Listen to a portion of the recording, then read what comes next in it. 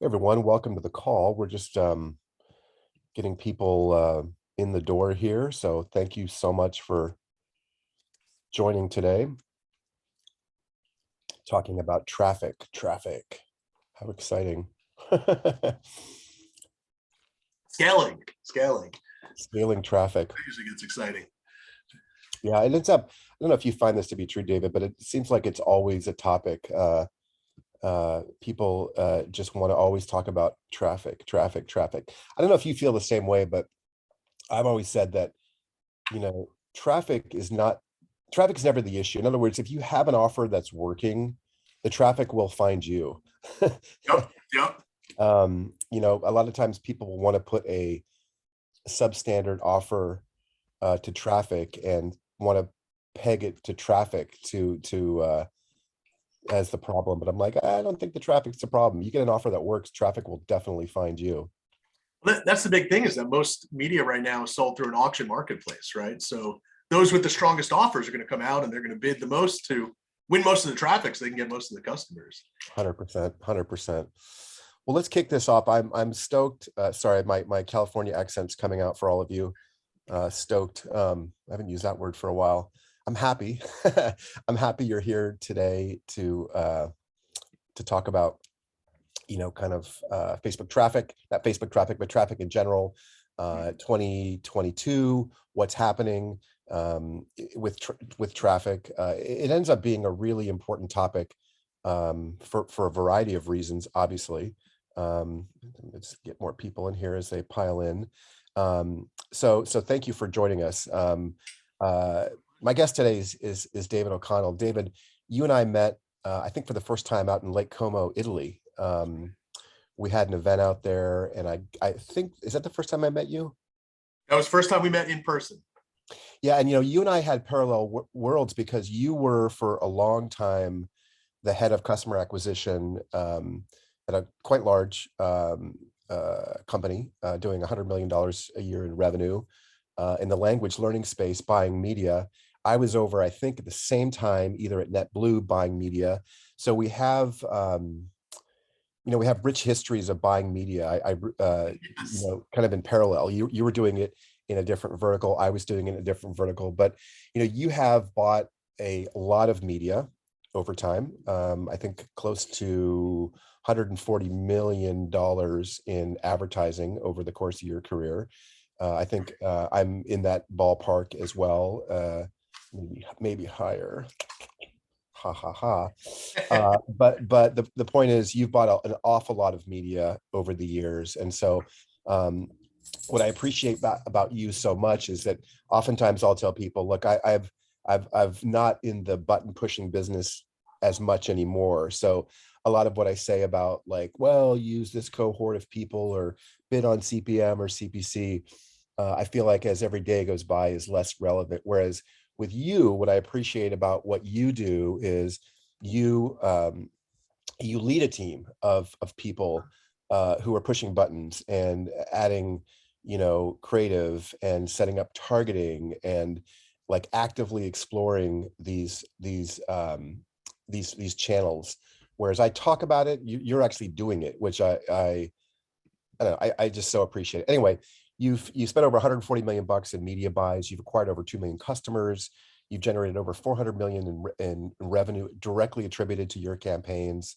You've been doing this 2003, so you're an old soul like me. As I mentioned, Dinosaur age on the internet. yeah, that's right. You ran customer acquisition for a language learning business that went from $1 million to 100 million bucks in revenue.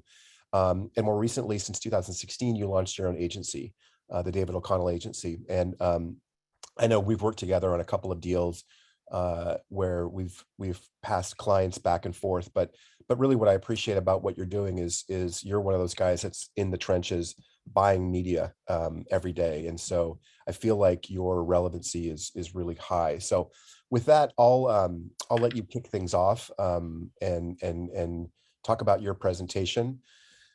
And if you have questions, just type them in the chat bar. We'll leave some space for questions at the end.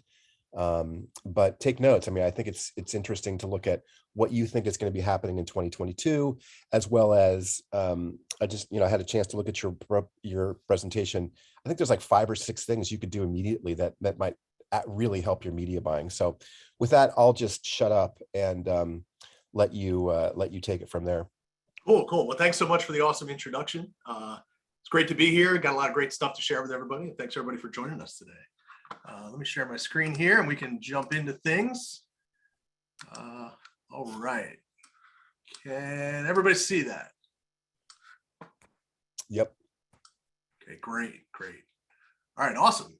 So we're going to talk today about the 5 keys to media buying success in 2022.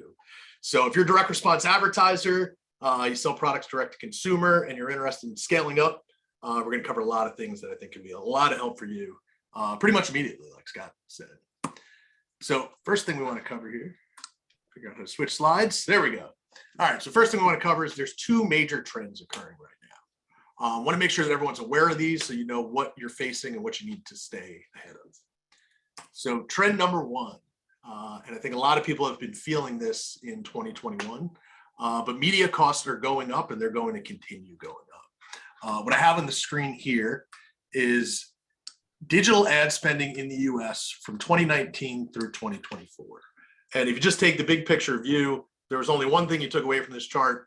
The numbers keep going up every single year, right? So more and more dollars moving online, and the demand for online media going up and up and up. This year in 2021, total ad spending was up 25%. So that has a lot of pressure on cost per ad and CPMs. Next year, it's going to go up by another 15%, right? So a little bit of a slowdown in the rate of growth, but the important thing to be aware of is those costs are rising every year and continuing to rise. David, real quick, do you see prices increasing kind of like equally across the board? Is the price of ads going up on Facebook at the same level as prices going up on CPC or native, or is it an equal increase, or do you see disparate price increases depending on the channel? So generally speaking, we see different increases depending on the channel. If you look at a very isolated time period, like if you were to look at Q4, we see around the holidays, Black Friday, Cyber Monday, we see costs up for everybody and really across all channels. But yeah, not an equal distribution. There's definitely more demand in certain places than other places. I think Facebook is one of those places where we're seeing costs rising more quickly than a lot of other media sources are right now. Right. Cool. Thank you. Awesome. So moving on to trend number 2. So there is an online privacy revolution taking place right now. And the impact of this revolution is that it is diminishing some of the targeting and tracking capabilities of a lot of the main media sources. So if you look across the right side of my screen here, I have a couple of news clippings that I wanted to share with everybody, just to give you a feel for what some of the topics are right now, right? Some things that happened throughout this year. Earlier this year, Amazon was fined by the EU for almost $1 billion over GDPR privacy violations. Kind of a big deal, right? It's one of the first big enforcement actions that we've seen. Not too long ago, the California Consumer Privacy Act was released. And then just earlier this year, California announced that they're going to be expanding that Privacy Act. Also, other states, Colorado and a couple other ones, have also announced that they're introducing privacy acts. Then you've got big tech getting in on these things too, looking to stay ahead of these regulations. So we have, I think everybody is probably familiar with the Apple iOS 14 rollout, right? Which introduced app transparency tracking on Apple. And this had a big impact on any media source that was heavily concentrated in mobile media. Coming up soon, the next headline, iOS 15.2. New privacy features coming any minute now. And there's a big expectation that these changes from iOS 15 are going to very heavily affect email advertising sources. And then as we look out to the future, Google announced that they're going to start phasing cookies out of all Chrome browsers in the year 2023. So we're seeing a lot of these things coming together to essentially move away from personal information and move away from the use of third-party data and third-party data sharing. And the ultimate result is a diminishment in tracking and targeting accuracy for most of the big media sources. Yeah, it seems like the big buzzword for media buyers or direct response folks this year was certainly the iOS stuff. It seemed like, I mean, in your clients, do you see like has conversion gone down across the board because of iOS 15 as it rolls out? Like you're talking about, like marketers have less of an ability to target, um, and therefore, conversions likely will go down because your ability to target just goes down. Do you see, I mean, amongst these different things, like being fined by the European Union or the, the Google Chrome stuff, or is iOS 15 the biggest hit for ad buyers in 2021? So I think talking to everybody in the industry, I think iOS 14 has probably had the biggest impact that a lot of companies have actually felt, right? Like companies in say $5 million to $100 million a year annualized revenue that they've really, really felt the impact of. And I think that, it's a lot of companies in the space that we're in. Right. iOS 14 was the big impact one. iOS 15 is rolling out right now. And we're really yet to see the full impact of that. That's expected to really affect email advertising. But iOS 14, I think, did not equally affect all media sources. It most heavily affected sources that were really concentrated in mobile media. And so social media was one of the sources that most social media advertising saw the biggest impact of that. Interesting. We saw other sources like Google, for example, who has a lot of desktop traffic, doesn't rely as much on mobile, see a lot more stability through the iOS. Interesting. Yeah. Got it. Yeah. Okay. Sorry. Yeah. I'm just thinking about something weird. Okay. Got it. Cool. Good questions. Good questions. So, all right. So what does this all mean? So this is kind of the bad news, right? The bad news is with all these things happening, it basically means for a lot of people, potentially higher CPMs and lower return on ad spend, right? If your media costs are going up, if your tracking accuracy is going down, your targeting accuracy is going down, your response rates are probably going to be going down, your ads will be less efficient. And so that can really have a big negative effect on your business.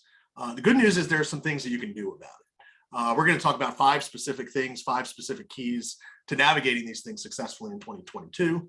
But really, I mean, the big thing is you want to be optimizing your campaigns so that your campaigns you want to be optimizing at a rate that's faster than costs are going up and response rates are going down. So you really want to be able to stay ahead of those things. So if everyone's ready, we can jump into some specific things. Let's do it. Awesome. So, all right. So key to success, number 1. This one's like so simple, but it's so game changing if you know when to do it. You want to know when to spend and when to take cover. And that's all about being ready to take advantage when the economics are in your favor. So we're in Q4 right now, which usually brings a reminder for most advertisers that there's 2 types of advertisers when it comes to Q4. There's Group A, and those are the ones that are thriving right now in Q4. They're coming up on the end of their high season, right? But many folks in this group sell gifts and they're able to make big holiday offers, and their products see higher conversion rates during Q4 because a lot of people are buying these as gifts for the holidays. And you can see I have a couple examples of things listed there that are, the types of products that these advertisers would be selling. If you're in this group, you're having a great time right now. You're selling a lot of product. You're increasing the media costs for everybody else because your conversion rates are up. You're able to bid a lot higher. And then come January, you're going to take your little break, right? And then come back for the rest of the year. If you're in Group B, and a lot of direct response advertisers are I imagine, I know I see some health and fitness folks on this call. You guys are definitely in Group B. Anyone in Group B, Q4 can be really, really tough for because Group A is driving your media costs up and your conversion rates are down. Why are conversion rates down? Well, you don't really want to put like weight loss pills under the Christmas tree, right? Or give that as a holiday gift or things like that. People are mostly focused on buying for others. But then as we approach Christmas, there's a shift in consumer behavior, and we'll see everybody start focusing more on buying things for themselves and also focusing on their New Year's resolutions. So the way we see this really play out, we have this chart here that kind of like summarizes the way we typically see this. So, before the holidays, everyone's seeing, average media costs, which is a green line, average conversion rates. the holidays hit, like I said, for Group B, those conversion rates really drop. And for everybody, media costs will really start to rise dramatically. And then as we hit December 26th, you get this flipping that happens, which creates this perfect storm for everybody in Group B, where media costs will drop substantially, sometimes in the range of 20% or more, which can take campaigns that have been nascent and really bring them back to life. Campaigns that might have been struggling in the fourth quarter when media costs are really high. And then the other thing you can take advantage of is your conversion rates are going up dramatically. So you can get these much, much lower than average CPAs, which allows you to do a lot of scaling. And you can also do a lot of testing and get a lot of learning that can really help carry you throughout the year. This is such a great slide, David, because it's so true.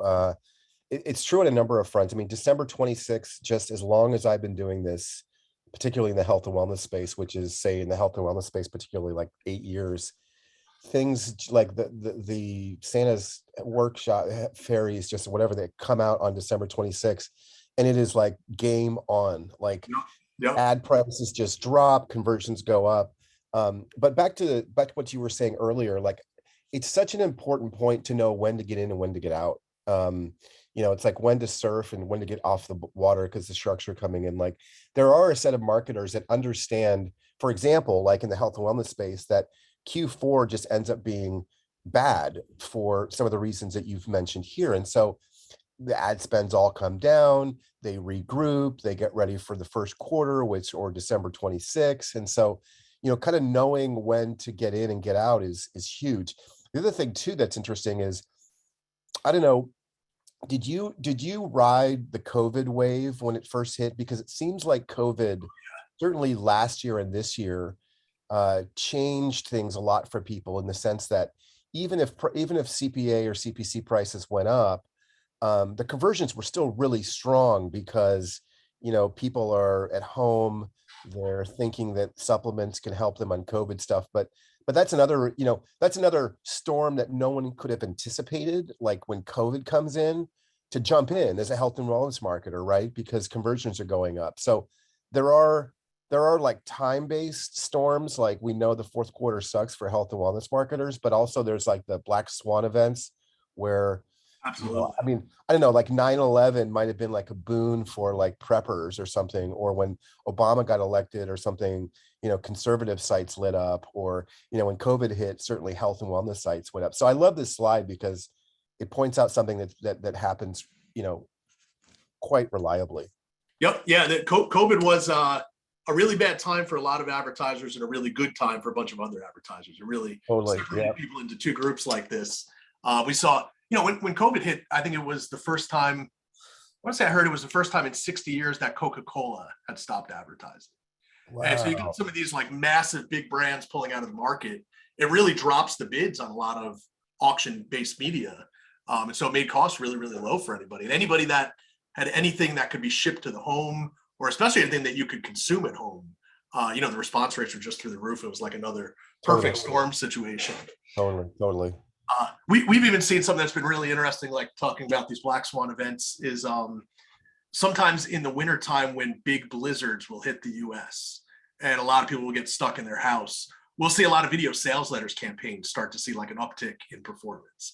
People will start marketing like portable heaters or something. Yeah, exactly. There's just this, there's a list of marketers that are just so almost like they're, just in time marketers, right? That can take events, whether it be time-based, December 26th, or, a cold snap in the Northwest or Northeast, and flip on campaigns. And, you see the same thing for Black Friday. You see the same thing for, whatever, Christmas or Father's Day. But knowing that there are a number of these events that are reliable, like Christmas comes every year, and then being adept to say, holy crap, like there's a cold spell, I'm going to start to sell the benefits of collagen for, bone growth or something, whatever, I mean, like, I love watching marketers like that are very creative and can kind of adapt as the market changes. I think it's just like super brilliant. Absolutely.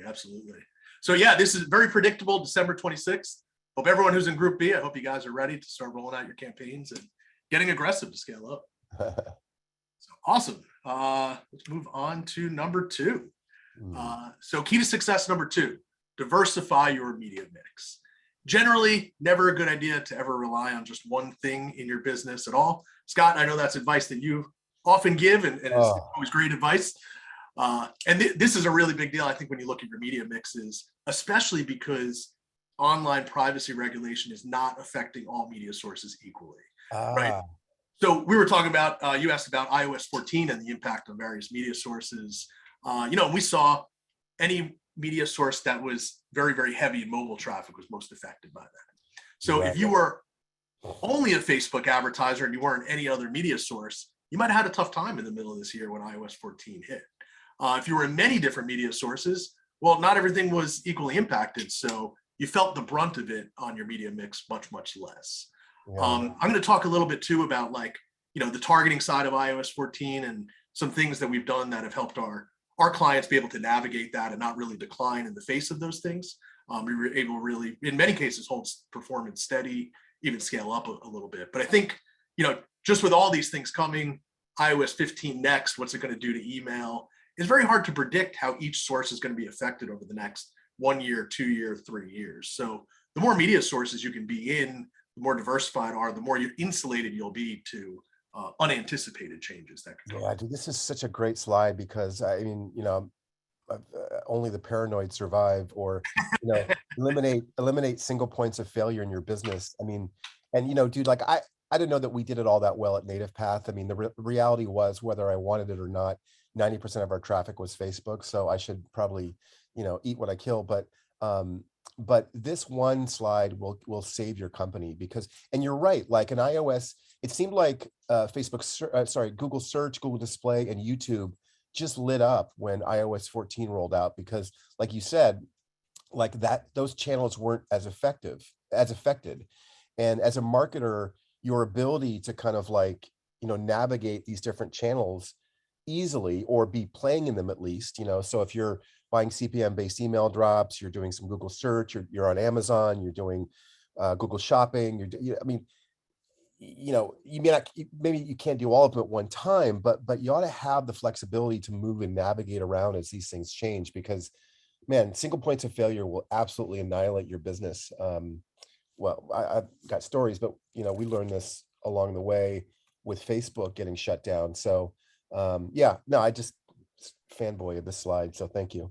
Absolutely, absolutely, and that's a good point too. I mean, shutdowns and things like that, even more good reasons for everyone to be diversified. So, recommendations for diversifying. This is a list of media sources that we consistently see and talk to direct advertisers about that perform very, very well in terms of both scale and cost efficiency. So, I would recommend everybody look into all these sources and to be trying to expand into as many of these sources as you possibly can. The ones with stars next to them, so Google search, Facebook ads, Google display network, YouTube ads, these are all the media sources that our agency specifically specializes in and offers to our clients. And so we're experts in these channels, and we buy a lot of media and scale a lot of campaigns in these channels. But I think it's really valuable for everybody to be, finding experts for the channels they want to be in, and working with them, because it can be really hard to try to do all these things in-house and do them with your own resources. David, is it fair to say that in general, when a campaign works on Facebook ads, as an example, in general, could you expect that to also work in Google search? I mean, obviously each channel has their own nuances, but is it fair to say that winners on one particular channel generally cross over into new channels, or you got to start from scratch? I would say that's a definite yes. I'm thinking, because I'm just trying to think about numbers for a second. We've helped a lot of clients who have successful Facebook ad campaigns, either with us or with other agencies or even in-house, move into Google. And I'm trying to think if anybody has not been successful in doing that. I think almost like taking their winners and just obviously modifying them slightly, but just taking what's working on one channel and moving it to another. Yeah, exactly. I mean, once it's proven on one channel, then it often is easier to scale out to other channels. Right, and, right. Google, one of the great things about it is there's a lot of different ad types that you could be on, well, accessing through just one media source, right? You can be on Google search, Google display, and YouTube ads. Right. So that's one of the really nice things about Google. And it's also, it's just a massive, massive network. Right. Facebook and Google combined make up at least half, I think even a little bit more than half of all digital ad spending in the US. So, there's a lot of scale volume there, but it's just a great way to be diversified even within one media source. Totally. And one thing I'll tell everybody about too that's been really cool with Google is like they've recently introduced a new ad product that they call Performance Max. And this was a beta earlier this year. We did beta testing with Google for about the last 6 months with this tool. And it's worked really, really well for all of our clients. They've now rolled it out to everybody. But what it basically does is it allows you to set up one campaign that will get distribution across Google Search, Google Display Network, and YouTube ads. So it can really find a lot of additional cost efficiency. And I would say for everybody that we've tested it with, we've seen significant improvements in their CPAs. Huh. So, Okay. if anybody's in Google or looking to get into Google, that's one specific tactic you could probably take advantage of as well. We had the benefit of playing with that for the last 6 months. So we've got a good feel for how that's working. We've been able to leverage a lot of it as it's become publicly available. Nice. Should we move on to number 3? Yes, sir. Awesome. Cool. So number 3, you want to use multiple conversion tracking systems. And the reason this is important is pretty straightforward. As a marketer, to have profitable campaigns and not know about it is one of the biggest nightmares you can possibly have. I often think of this. Warren Buffett has a saying, or he has an approach, which is about belt and suspenders, right? So if you really, really want to make sure that your pants don't fall down, you're going to wear a belt and you're going to wear suspenders. If something goes wrong with one of them, your pants are not coming down, right? You're pretty solid there. So it's a good way to think about this, right? And so we advise everybody to set up 3 specific tracking systems for all your campaigns. We do this for all our clients as well. So the 3 types you need. Number 1, you need your tracking pixel, right? This is going to be your Facebook pixel, your Google pixel, or your Taboola pixel, et cetera. And the purpose of this is to feed signal to the algorithm so that machine learning can take place. System number 2, you need a third-party analytics system. And the reason you need this is to provide you with human insights, right? You can go into analytics and get actual learnings that help you make better decisions as a human. Examples of this, go from anywhere from Google Analytics up to on the higher end with something like Wicked Reports. And then the third tracking system you need is your database reports. So these come out of your Shopify or Keep or your proprietary CRM system. And this provides you with confirmation that the customers being tracked by number 1 or number 2 are actually real customers, right? That are actually paying you money and that you're going to actually ship products out to. And once you have all these 3 in place, you can very rarely find yourself in a situation where you don't know your campaign performance or that you have winning campaigns and not know about them. One example that's good for sharing, we were talking about iOS 14 and the impact on Facebook, and something that we saw in, I guess it was around June of this year, maybe a little bit earlier when these things all rolled out.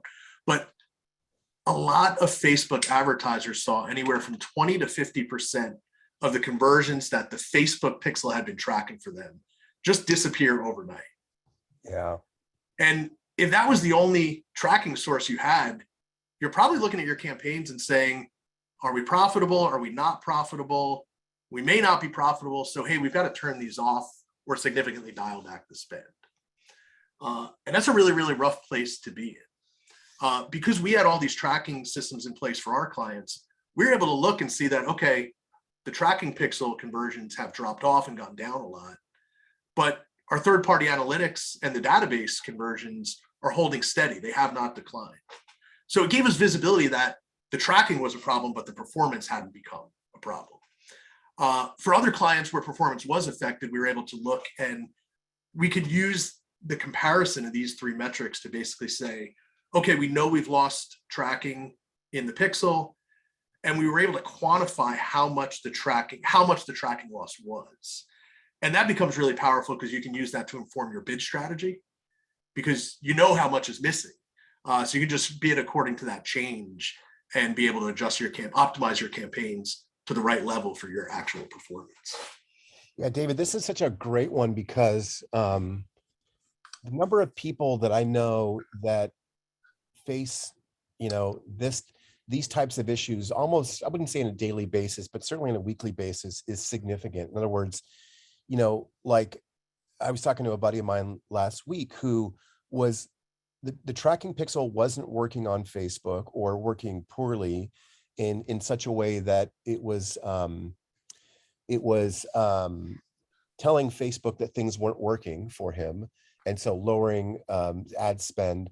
But his database reports, in other words, his Shopify account said, "Hey, we have sales that are coming in." Yep. And so, like the worst sin in media buying is to turn off profitable campaigns, right? Like, or act as, you have information on campaigns that you think are unprofitable that you come to find out a month later or 6 months later that in fact they were really profitable, and you're kicking yourself because you turn these campaigns off. But in his case, he had to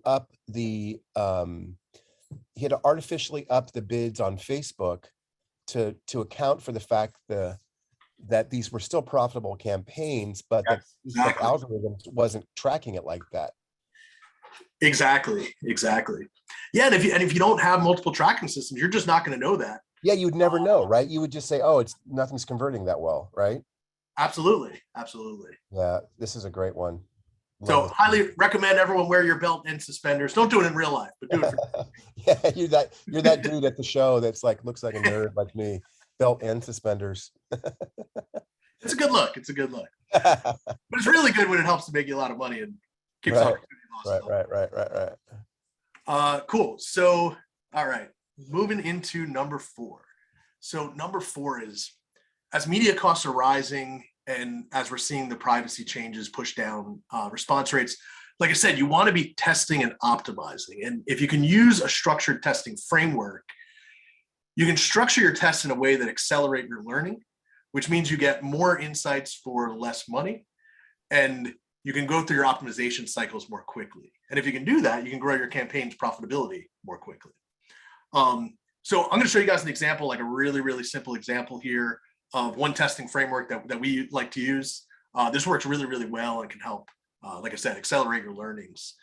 So this is one where we like to always structure it in a grid here. And here's one where we're testing, 3 different ads, and we wanted to test those across 5 different audience targets that we're going to go out to. We expect, different costs and different response rates from different audience targets, and different ads will obviously have, different impacts. So we would choose our ads and audiences. We'll set them up in this grid just like this, and then we'll go out and we'll spend. We'll specifically spend in the cells that are green with dollar signs here, and the cells that are blue we do not spend in. Because of the way we structured the test, we're going to be able to infer that performance without having to accrue the cost of testing to all of these different cells.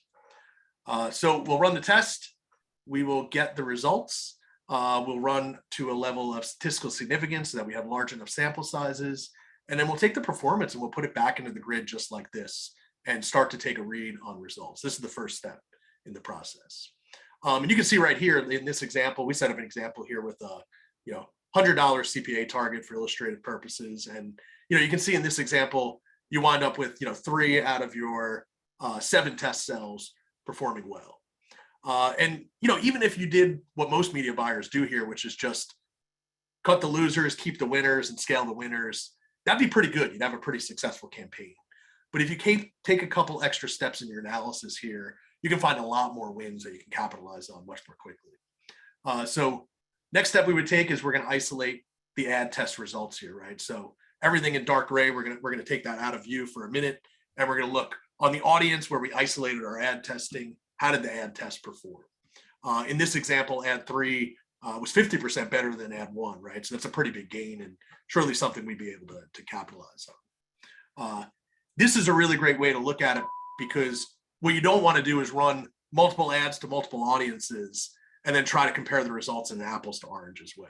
Right? If you set it up this way, we can see apples to apples what really was the best ad when it ran to the same audience. Next step we can take is look at the audience test results analysis. So just looking at the other axis here and isolating for the ad that we held steady across many different audiences, how was performance there? And in this case, there were 2 audiences that were hitting the CPA target. audience one and audience two, and audience two is showing a nice improvement over audience one. So surely, there's some wins that can be found there as well. And then there's the third step we take, which is where the biggest insights are found. So actually, before I describe this, let's go back to what our grid looked like at the start. So all the cells where we had actual CPAs is where we gathered real data. And then everything in blue we did not spend on, if you recall. Because we set our test up this way, we can now cross-reference how all those blue cells would have performed. Ad 2 didn't do that well, so we're not going to go forward with the analysis for that line. Ad 3 did really, really well and had a 50% improvement over Ad 1. So we can now get an inference that most of those other audiences that ran to Ad 1 would probably also see about a 50% improvement from Ad 3. And so you start to look at it this way, and you wind up with 4 out of your 5 audiences you tested look like they have a very, very high chance of hitting your CPAs and getting CPA targets and getting very, very low CPAs. So with this insight, you can go right back out to a lot of ad audience combos that you didn't even spend money on and be confident that they're likely to get you a very, very good result. David, how many people that are doing, so this is a topic like testing offers, like from the creative to the targeting to the CPA to the price bidding to the audience to the, we can talk about AOV or LTV later, but like, Sure. Seems like a lot of people don't do this part well. In other words, they don't have a structured approach to testing things or a rigorous, approach to doing thing like this. How many of the clients that you pick up or the people you see that you talk about taking on, do any of them have this level of sophistication as it relates to like a system to like systematically test stuff? I find that it's very, very rare with in-house buying teams. Right. We see a lot of in-house buying teams that, take more of the let's throw some things against the wall and see what sticks approach. Totally. Right. So you just run it and whatever worked, keep that running, whatever didn't, turn that down. Yep. We see a lot of other agencies will set up, in some cases, set up structured tests. I would say there's a lot of agencies we don't seeing that set up. But I think the biggest part here is like just simply making sure you actually take the time to look at all the insights you can possibly get out of your testing, right? Like we really drilled down here 3 different levels, and that gave us a lot of visibility into winners that we might have had to run 2 or 3 more rounds of optimization testing to find if we didn't simply structure them this way and then analyze them in this way, in a way that lets us take advantage of the framework. Yeah. No, it's I look at it like I'm like a I don't know, Inspector Clouseau or a detective when campaigns either don't work or more interestingly work, what about them is working, and can I take that level of insight and data and turbocharge it in the case where it's working, isolate what part of the funnel or the audience or the bid strategy is working and exploit that. And then similarly, when you find campaigns that aren't working, systematically pulling them apart from the ad creative to the bid strategy to the landing page, and then trying to isolate those areas where it's falling apart. And there's almost like nothing more satisfying to me than taking a losing campaign and sitting it with long enough to unlock what about it is causing it to lose. And in some cases, like, no amount of anything will change it, right? It's just going to suck no matter what. You could, keep hitting it, and it's just the campaign sucks and you're wasting your time. But if you know where to look and what to do and have an approach like this, that it's very systematic and repeatable. I mean, again, you could teach to other people, then I just think your chances of success go up exponentially. So this is awesome. Absolutely. And I think for most advertisers, unless you have unlimited funds, you're Amazon or something like that, most advertisers have a limit on how much they can spend. And so, like you said, how long they can keep testing before they make a campaign work, right? So if you're using something like this, you can really reduce the cost and get to those outcomes much, much more quickly. And we've had right. quite a few clients that have come to us and said, hey, we tried these campaigns with 2 or 3 other agencies and didn't have any success. Do you think you can make it work? And we've gone through these optimization cycles and we've gotten it to work. And I Right. fully attribute it to the fact that we're just able to use processes like this to get more insights out of our testing. Well, and a lot of times, I mean, a lot of times too, I mean, if you're an online advertiser, you've got your plate full because you're dealing with, any number of things, whether it's customer service or supply chain issues or mid problems or FTC. I mean, you're busy. Like, it's not like there's unlimited amounts of time to set these structures up because you're just twiddling your thumbs, not doing anything. And so, this is where you see, you know, advertisers that do outsource to agencies at some point because, you know, it's the level of sophistication. Like when I bought media 20 years ago, it was so prehistoric compared to what it is now. It's like, oh, okay, I'll just buy a front page on MSN for 50 grand a day and they just Absolutely. Yep. they run my 468 by 60 or 720 by 90 at the top of their page. And then you see what happens, right? Like, oh, I spent 50 and made 80. That's great. But like the level of sophistication is only getting more. And so therefore, like, at some stage in a e-commerce or health company or whatever, it does make sense to outsource this part of it just because you're probably pretty busy doing other stuff like launching new products or finding an influencer or whatever it is. So this is it's not like a sales pitch for getting an agency, but I just think that at some point you're going to be maxed out, and to follow these channels and do well in them, it's just not feasible to do it all, right? So yeah, I don't know. I Yeah. think the level of sophistication is only getting greater. Yep. I completely agree with you. And I think, that has really made a good case for working with agencies in general, because Right. in a lot of cases, the specialization that each agency brings to the table Totally, or the totally. media source they focus on Yep. is the gains from that specialization is going to outweigh the cost of hiring them and paying them their Yep. management. Yep. So usually it's a big win for, all parties involved. So let's see, just some examples. This is an example of where we had applied that process for a client. And we were able to very quickly take them into a new channel and within 60 days be able to hit their CPA targets and really scale them up to some pretty good volume here. So, you can see they started here and the CPA was up around $150. They needed to be around $125. We were able to run some optimization cycles, dramatically bring the CPA down, and then scale way up here by leveraging these this testing framework. It's always that painful, like, month or week, or hopefully, as advertisers, you want to minimize that period of time where you test, right? Because it oftentimes, unless you just so happen to nail it out of the gate, which is rare, but there's always that really painful period of time where you're just getting your ass handed to you.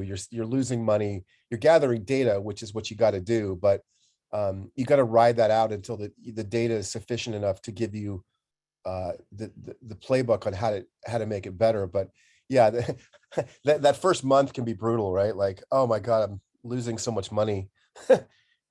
That's it. I mean, you want to do everything you can to minimize that pain and maximize the profitability. Totally.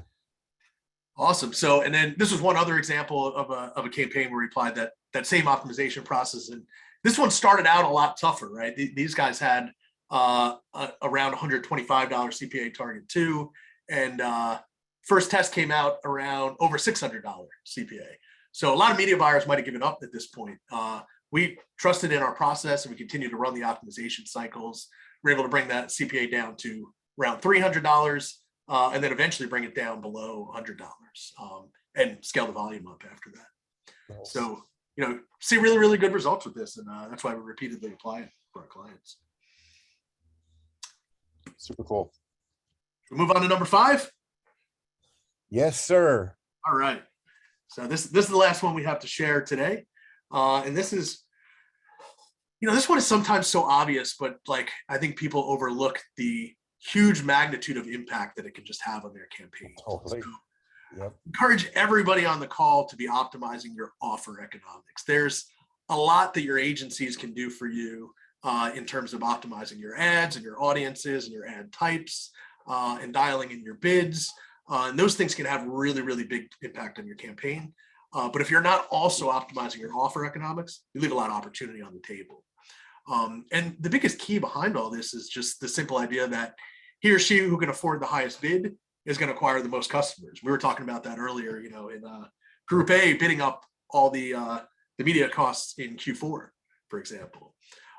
So you want to basically get yourself into the position where you can afford to bid so high that you can have the highest bid and still be profitable, right? You can do that by optimizing your offer. So here are just a couple ideas for people on ways that you can optimize your offer. So you've got things you can do: price testing, you can do bonus item testing, you can introduce payment plans so that the cost on day one to sign up for your services is less than it would be otherwise. You can find ways to increase your lifetime value so that you can raise your CPA target and outbid everybody else. You can do landing page conversion rate optimization. You could, redesign the page. You could find new and better calls to action. You could create a new angle for your sales letter. And that can have a really big impact. And, just some examples that we've been able to work on all these things with our clients. Some examples I've seen be really impactful, like price testing. We had a campaign we worked on where we reduced the intro price from $20 to $10. And we saw the CPA drop by about $30, right? So when you do that, your revenue is going down by only $10, but your cost per acquisition has dropped 30. That's a $20 net CPA reduction. So, immediately your profitability has gone up, and the amount of scale you can get by leveraging those economics can be huge. David, real quick, I remember it's so funny because price testing is an interesting one. I remember hanging out with Jamel, who's one of the co-owners of Organifi, and I was commenting on the fact that I was getting 1,500 sales a day on my collagen product at $14, and he was like, "That's cute." Because my AOV is $25 because it's so priced so low. He's like, "I'm getting 500 a day, but my AOV is $200," and it just pointed to the fact that we were going after a low-priced buyer who wanted a deal, 70% off collagen, but they ended up being really crappy customers because that's all they ever bought. Whereas he was going after a more premium customer with a premium price, and his AOV was that much higher. And so I remember, I had a lot of pride behind like 1,500 sales a day, but I felt like an idiot because I would rather have taken his math. And so what that caused us to do was like raise our prices of collagen. We stopped selling $14 collagen and started selling $29 collagen. And we so we raised our prices and got higher conversions because we ended up going after the non-Groupon buyers, more of a premium buyer. So price testing doesn't just mean that, because if you lower your price, you'll get more conversions, right? Cheaper. But that may not be the way you want to go. You may want to increase your prices in some cases. So that was a humbling moment for me when he told me he was doing like 3 to 4 times the value per customer than I was at like a quarter of the customers. Absolutely. Yeah. I mean, and there's 2 ways that can really pay off, right? Like one being the way that you mentioned, you might attract higher lifetime value customers. And then, the other thing that happens sometimes is you can raise your price even on the front end and your conversion rate doesn't go down, right? You're simply testing for price elasticity.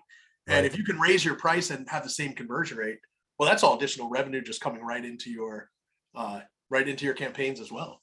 Totally. Yeah. I mean, you could play with like shipping and handling, moving up the, if you don't see a degradation in conversion rate, like we moved our shipping and handling from $6.95 to $7.95. That's an extra $1. And so an extra $1 at $1,500 a day, it's $1,500. You found a way to crank out 45 grand per month in extra profit just by adding $1 to the price of shipping and handling, assuming it doesn't kill conversions. But yeah, price testing is huge, man, because it can really make the difference between a campaign working and one that never really takes off. Yeah, these things can have a really, really big impact. And, I think one of the reasons I wanted to talk about this today too, is because,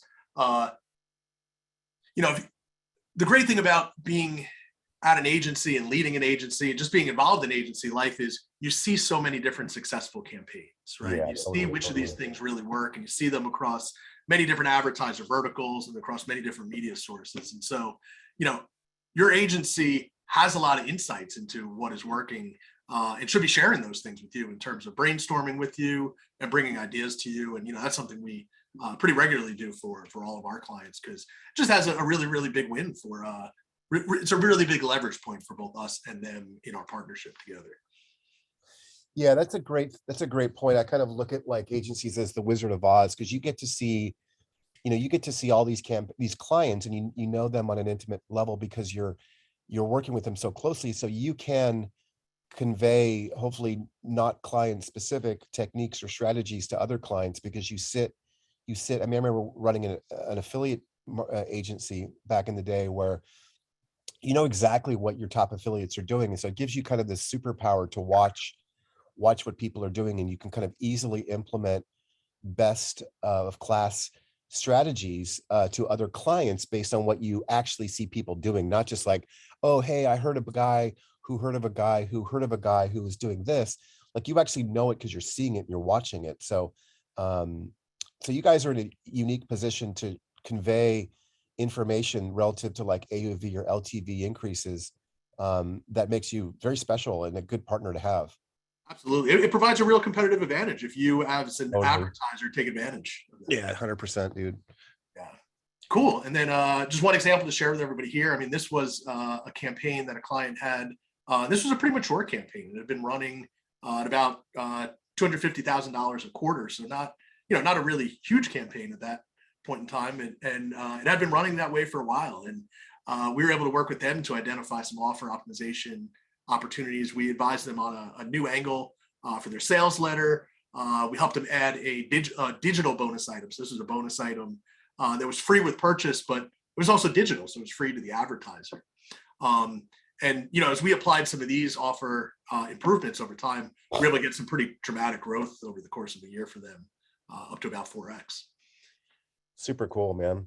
Yeah, I think it takes two. I mean, I think that like a lot of times marketers that don't have their offer dialed in like to think that it's the agency's fault, and the agency needs marketers to employ, throw the kitchen sink at creating high AOV, high LTV, so they have actually something to work with. And when the two of them work together and you can connect the two, scale is I mean, scaling is a whole topic unto itself, running out of product, or getting your credit cards all maxed out and trying to get paid. But that's a great problem to have. But when you can combine the two, something magical can happen. I mean, you can see these, companies come out of nowhere, right? Like we did. I mean, we're no great example, 30 million bucks in 6 years, but someone like Brad Howard or a lot of these guys that will scale in massively short amounts of time, go from 0 to 5 million to 10 million bucks a month. Because when you have that perfect storm of an adept media buyer who understands the nuances of the channels, coupled with a marketer who really has the processes nailed in, they've got, push notification, SMS, cart abandons, just everything is just dialed in.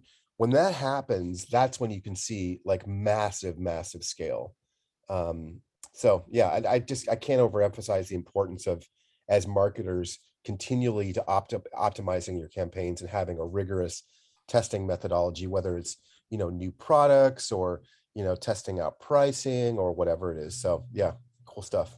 Yeah, completely agree. Completely agree. And just so important. Remember when you're working with partners, your success is tied together, right? So you really want to make sure that, like you pointed out, sometimes agency might point a finger one way, and the advertiser might point a finger the other way. It's so important for everybody to just put those things aside and work together to figure out how to make things work, because your Yeah, success is tied together. And that's really why we go out of our way for our clients to identify opportunities like this and talk to them about it, so yeah, that they use it to their advantage. super cool. Awesome. So I know we're going to go to, I think that's all we've got. We're going to go to questions momentarily. Before we do, just wanted to give everyone, a couple options to get in touch if you would like to. If anyone would like the slides, I'm happy to share this with anybody on the call. Just send me a quick email, put slides in the subject line, and I'll send you a copy of the slides. Also, if you heard anything that we were talking about today and you said, man, we really want to be able to do these things, but we can't do them with our in-house resources, or hey, we're working with an agency and they don't do any of these things for us. If you'd like to talk to us and see if we can help you scale and diversify, there's a good chance we may be able to. We work with businesses that range in size anywhere from $5 million a year up to about $100 million a year, who want to scale and diversify. So if that's you and you want to talk, shoot me an email and just say, let's talk in the subject line. Yeah, I think we have a replay. We also are going to transcribe this as well, but there's so much cool information in here. I think 2022 will be a really interesting year because, obviously like new channels are opening up. I think like TikTok is super interesting. I know a lot of guys on YouTube right now crushing it. Yep. Um, Yep. and then, it just seems like an endless stream of new cool technology that as marketers we can avail ourselves of and add on to make our stuff better. But yeah, I'm super stoked at 2022. And if history is any indication, December 26th comes around and like all bets are off. That's um right. That's right. you agree, David, to sit around for any or hang out for any questions? If anyone has any questions, type them in the chat. That would be great. Or I can unmute you if you really want to talk. That would be fine too. But yeah, this is a lot of really, really cool information for marketers that are either doing it themselves or want to kind of look at an agency that's actually doing real volume and take some of the techniques that you're sharing here into making work. So yeah, very cool. Any questions from anybody? If not, we'll call it. But Dave, yeah, thank you so much, dude. This is super cool stuff. I really appreciate the time that you put into this, and some of the strategies are really great here. So thank you so much. Absolutely. It's been my pleasure to share this with everybody. I hope everyone's going to find it helpful. There's, all the things in here are a lot of them sometimes I look at and I feel like they're so basic, but they always work so well.